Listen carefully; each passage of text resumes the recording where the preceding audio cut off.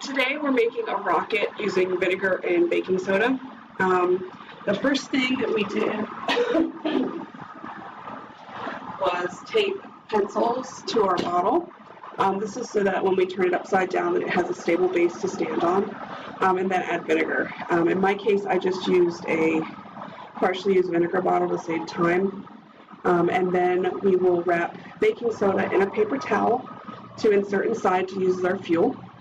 It's important that when the baking soda is added that it's wrapped in paper so that the reaction doesn't occur as soon as it's added, because we want to be able to place a stopper, mix it, and turn it upside down so that the baking soda and vinegar can mix and then launch the bottle like a rocket. Now, the theory behind this experiment is that when mixed, vinegar and baking soda produce water and carbon dioxide gas.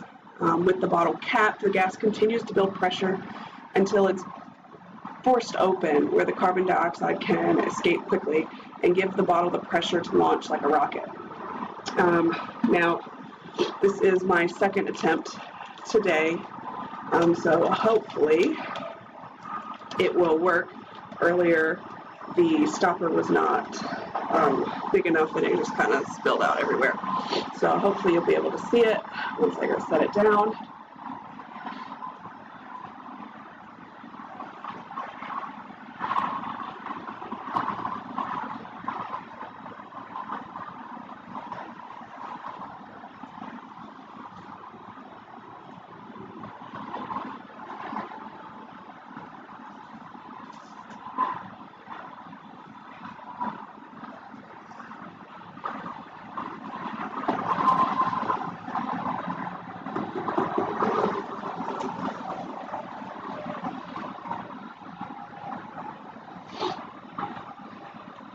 So again, my stopper was not big enough and it spilled out everywhere.